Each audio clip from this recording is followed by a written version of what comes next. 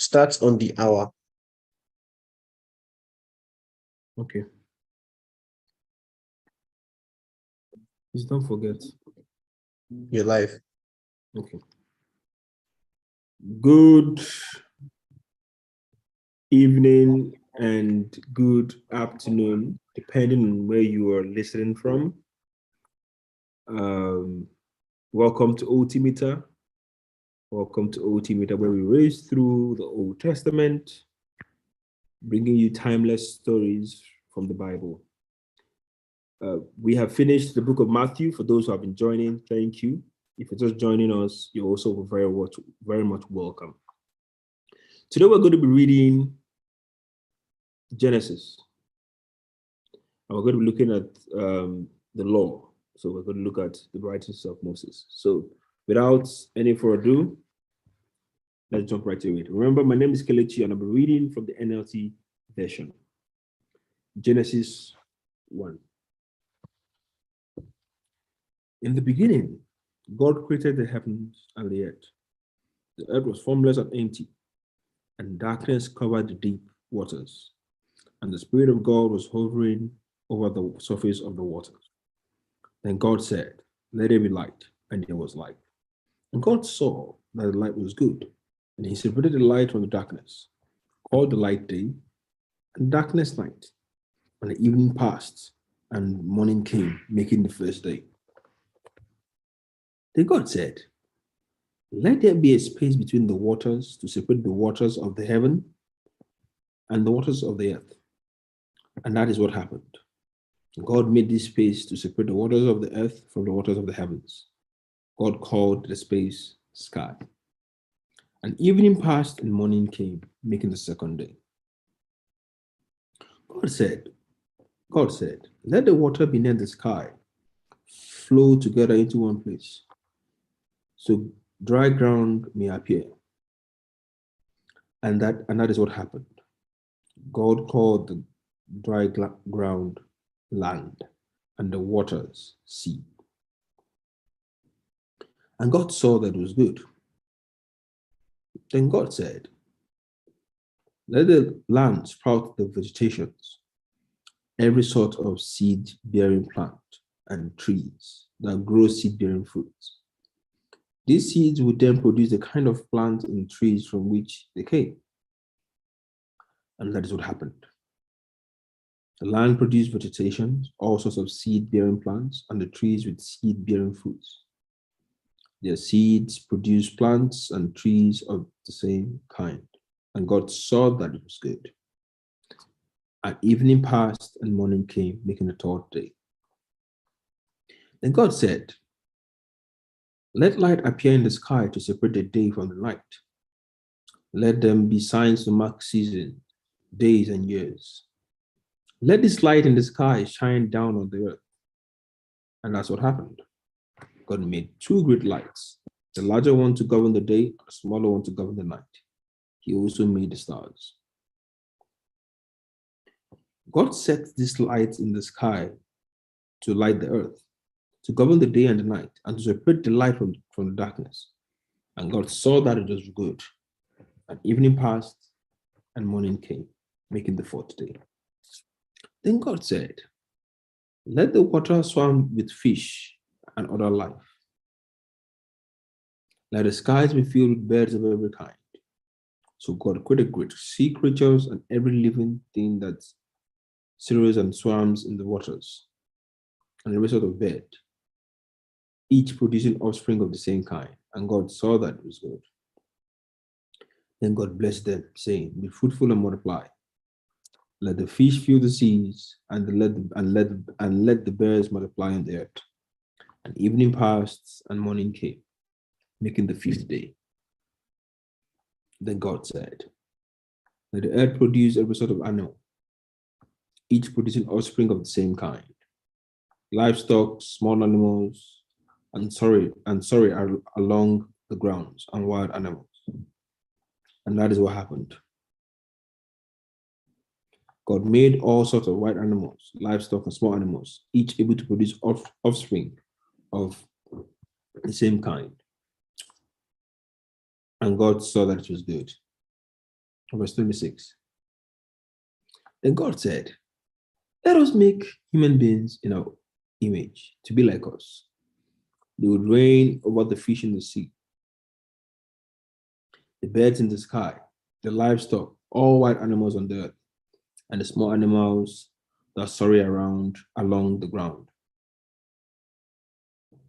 So God created human beings in his own image. In the image of God, he created them. Male and female, he created them. Then God blessed them and said, be fruitful and multiply.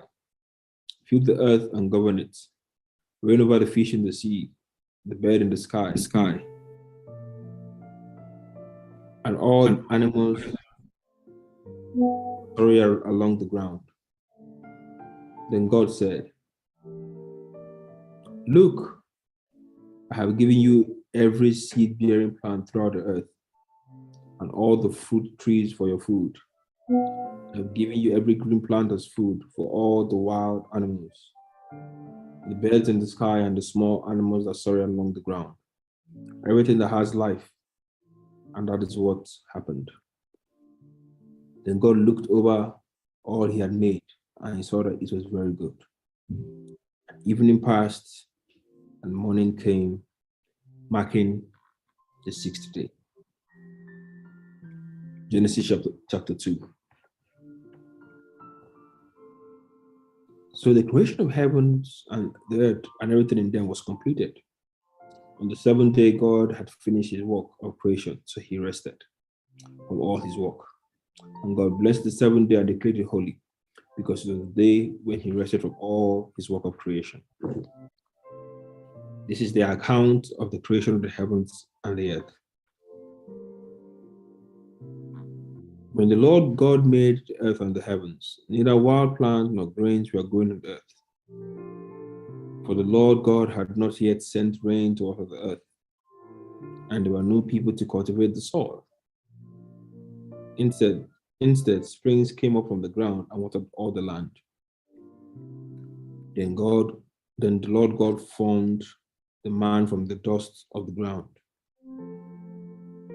He breathed the breath of life into man's nostrils, and the man became a living person. Then the Lord God planted a garden in Eden, in the east, and there he placed the man he had made. The Lord God made all sorts of trees growing up from the ground, trees that were beautiful and that produced delicious fruits.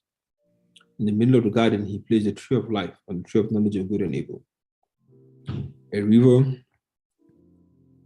flowed from the land of Eden, watering the garden, and then divided into 4 branches. The first branch, called Pison, flowed around the entire land of Havilah, where gold is found, and the gold of that land is exceptionally pure.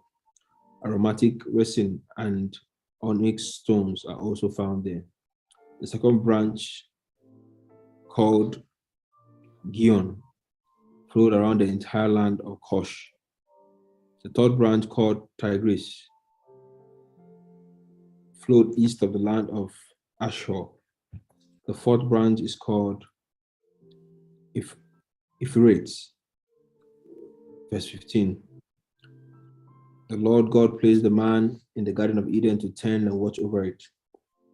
But the Lord God warned him, you may freely eat the fruit of every tree in the garden, except the tree of the knowledge of good and evil. If you eat its fruit, you are sure to die. Then the Lord God said, it is not good for man to be alone. I'll make a helper who is just right for him. The Lord God formed from the ground all the wild animals and all the birds of the sky.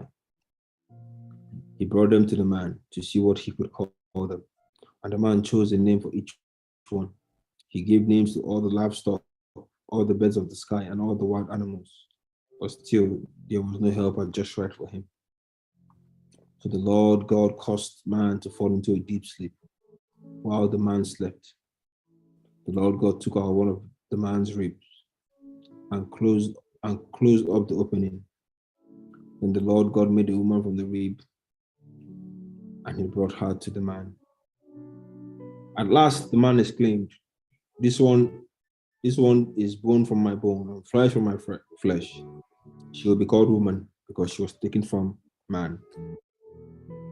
This explains why a man leaves his father and mother and is joined to his wife, and the two are united into one.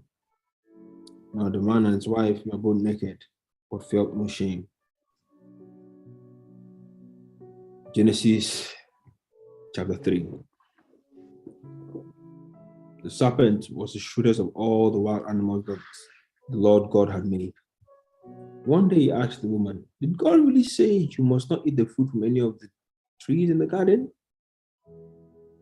"Of course, we may eat fruit from the trees in the garden," the woman replied.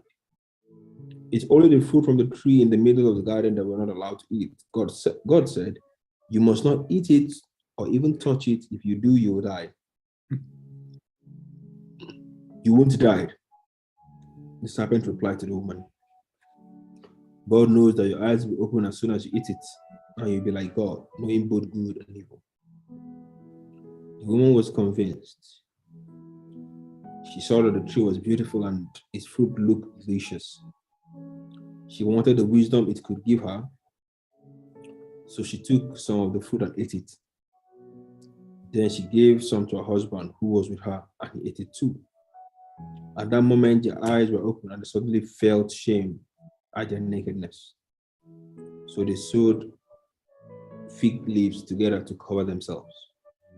When the cool evening breeze were blowing, the man and his wife heard the Lord walking about in the garden. So they hid from the Lord among the trees. Then the Lord called to the man, "Where are you?" He replied, "I heard you walking in the garden, so I hid. I was afraid because I was naked." "Who told you you were naked?" the Lord God asked. "Have you eaten from the tree whose fruit I commanded you not to eat?" The man replied, "It was the woman you gave me. It was the woman you gave me who gave me the fruit, and I ate it." And the Lord God asked the woman, "What have you done?" "The serpent deceived me," she replied. "That's why I ate it." Then the Lord God said to the serpent, "Because you have done this, you are cursed. You are cursed more than all animals, domestic and wild. You will crawl on your belly, groveling in the dust as long as you live, and I will cause hostility between you and the woman, and between your offsprings and her offspring. He will strike your head, and you will strike his heel." Then he said to the woman, I want to give a bit of, okay, let me just continue. Verse 16. Then he said to the woman, "I will sharpen the pain of your pregnancy, and in pain you will give birth, and you will desire to control your husband, but he will rule over you." And to the woman he said, "Since you listened to your wife and ate from the tree, whose fruit I recommended you not to eat, the ground is cursed because of it. All your life you will struggle to scratch a living from it. It will grow thorns and thistles for you, though you will eat of its grain. By the sweat of your brow will you have food to eat until you return to the ground from which you were made. For you were made from dust, and dust you will return." Then man Adam named his wife Eve, because she would be the mother of all who live. And the Lord God made clothing from animal skin for Adam and Eve and his wife. Then the Lord God said, Look, the human beings have become like us, knowing both good and evil. What if they reach over to take fruit from the tree of life and eat it? Then they will live forever. So the Lord God banished them from the Garden of Eden and sent Adam out to cultivate the ground from which he had been made. After sending them out, the Lord God stationed mighty cherubim to the east of the Garden of Eden, and he placed a flaming sword that flashed back and forth to guard the way to the tree of life.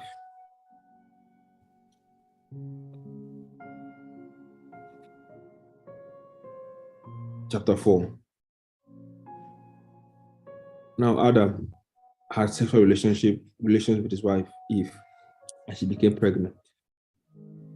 When she gave birth to Cain, she said, "With the Lord's help I have produced a man." Later, she gave birth to his brother and named him Abel. When they grew up, Abel became a shepherd, while Cain cultivated the ground. While it was time for the harvest, Cain presented some of the crops as a gift to the Lord. Abel also brought a gift, the best portion of the firstborn lamb from his flock. The Lord accepted Abel and his gift, but he did not accept Cain and his gift. This made Cain very angry, and he looked dejected. Why are you so angry? The Lord asked Cain. Why do you look so dejected? You'll be accepted if you do what is right, but if you refuse to do what is right, then watch out. Sin is crouching at the door, eager to control you. But you must subdue it and be its master. One day, Cain suggested to his brother, let's go out into the field. And while they were in the field, Cain attacked his brother Abel and killed him. Afterward, the Lord asked Cain, where is your brother? Where is Abel? I don't know, Cain responded. Am I my brother's guardian? But the Lord said, what have you done? Listen, your brother's blood cries out to me from the ground. Now you are cursed and banished from the ground, which has swallowed your brother's blood. No longer will the ground yield good crops for you, no matter how hard you work. From now on, you'll be a homeless wanderer on the earth. Cain replied to the Lord, my punishment is too great for me to bear. You have banished me from the land and from your presence. You have made me a homeless wanderer. Anyone who finds me will kill me. The Lord replied, no, but I'll give a sevenfold punishment to anyone who kills you. The Lord put a mark on Cain to warn anyone who might try to kill him. So Cain left the Lord's presence and settled in the land of Nod, east of Eden. Cain had sexual relations with his wife as she became pregnant and gave birth to Enoch. Then Cain founded a city, which he named Enoch after his son. Enoch had a son named Irad. Irad became the father of Mesujael. Mesujael became the father of Methuselah. Methuselah became the father of Lemshek. Lemshek married two wives. The first was named Ada, and the second was Ziliah. Ada gave birth to Jabal, who was the first of those who raised livestock and lived in tents. His brother was named Jubal, the first of all who played the harp and flute. Lamech's other wife, Ziliah, gave birth to a son named Tubal-Cain. He became an expert in forging tools of bronze and iron. Tubal-Cain had a sister named Namaha. One day, Lamech said to his wives, Ada and Ziliah, hear my voice. Listen to me, you wives of Lamech. I have killed a man who attacked me, a young man who wounded me. If someone who kills Cain is punished 7 times, then the one who kills me will be punished 77 times. The birth of Seth. Adam had sexual relations with his wife again, and she gave birth to another son. She named him Seth, for she said, God has granted me another son in place of Abel, whom Cain killed. When Seth grew up, he had a son named Cushan. At that time, people first began to worship the Lord by name. This is the word of the Lord. Thanks be to God. Thank you all so much for joining. Thank you all so much for joining. This is Genesis chapter 1 to 4. And tomorrow we'll continue. And God will continue to inspire us and teach us from his word. Please have a wonderful evening and have a wonderful day. See you tomorrow. Bye.